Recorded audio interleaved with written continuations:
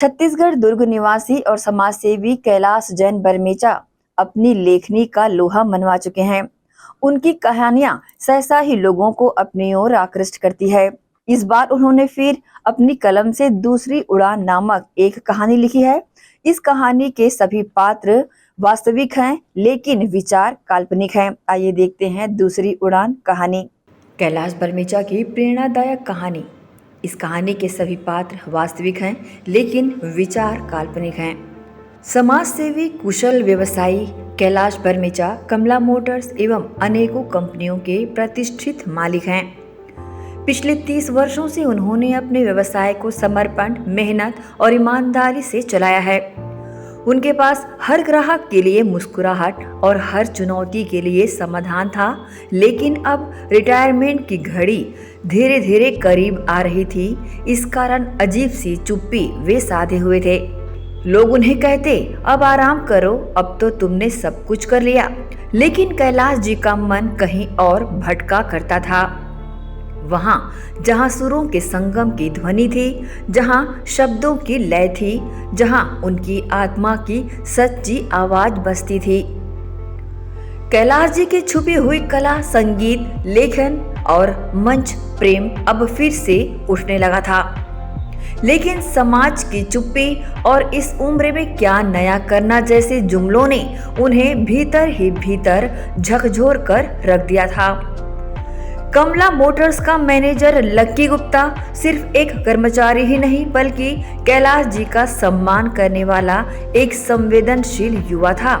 वो अक्सर देखता कि कैलाश जी ग्राहक से बात करते करते कब गुनगुनाने लग जाते, कब मेज पर उंगलियों से ताल ठोकते और कब पुरानी यादों में खो जाते। एक दिन लक्की ने हिम्मत करके कहा, सर, आपकी आंखों में आज भी सपने हैं। रिटायरमेंट के बाद आपको सिर्फ रेस्ट नहीं, रचनात्मक काम करने चाहिए। आपका संगीत, आपकी लेखनी, ये सब दुनिया को जानना चाहिए। ये सुनकर कैलाश जी मुस्कुराए और बोले, अब किसके पास वक्त है, हिम्मत है और संसाधन? लक्की ने तुरंत कहा, मेरे पास है, समय भी, सहयोग भी, क्योंकि मेरे दिल में आपके लिए जगह भी है। हम सब अब आपके मार्गदर्शन में कमला मोटर्स संभाल लेंगे। आप यहीं ऑफिस में बैठिए, मैं आपको एक रचनात्मक कोना बना देता हूँ। हर महीने जो भी जरूरत हो, मैं आपको आर्थिक सहयोग जरूर प्रदान करूँगा। ये सुनकर कैलाश जी की आंखों में नमी और दिल में नई उमंग की लहरें उठने लगी। और फिर शुरू हुई सपनों की उड़ान। रिटायरमेंट के पहले दिन ही कैलाश जी अपने ऑफिस में नहीं, बल्कि अपने नए संगीत और लेखन कक्ष में बैठे थे। सामने एक डायरी, एक हारमोनियम, लैपटॉप और बहुत सारी भावनाएं थी। हर दिन वह पुराने गीतों को दोहराते, नई कहानियां लिखते और समाज की छोटी छोटी बातों को अपनी कलम से बड़ा बना दिया करते। धीरे धीरे उनकी रचनाएं सोशल मीडिया पर वायरल होने लगी। लोग कमला मोटर्स में अब सिर्फ मशीनों की खरीदारी करने ही नहीं, बल्कि अब कैलाश सर की कहानियां और बरमेचा जी की बंदिशें सुनने आने लगे।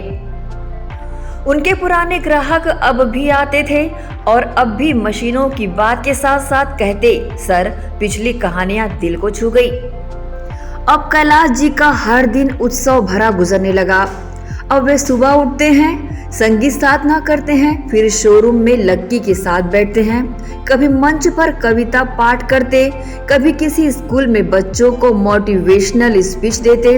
और सबसे बड़ी बात यहाँ ये रही, अब वे खुद से प्यार करते और खुद को भी समय देते और अपनी लाडों को याद कर मंद मंद मुस्कुराते रहते।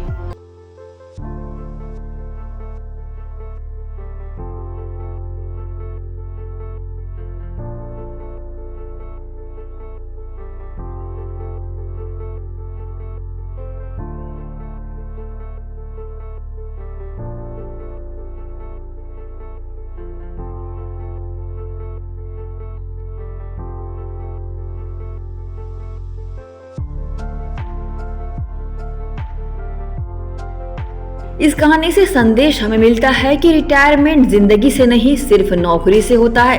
हर इंसान के भीतर एक कलाकार होता है जिसे उम्र नहीं, बस मौका चाहिए। कैलाश बरनेचा की ये दूसरी उड़ान हमें सिखाती है कि अगर आपके पास जज्बा है तो आकाश फिर से आपका इंतजार कर रहा है। इतना विचार आते ही सपनों की दुनिया से बाहर निकलते हुए पुनः निद्रा में वे चले गए।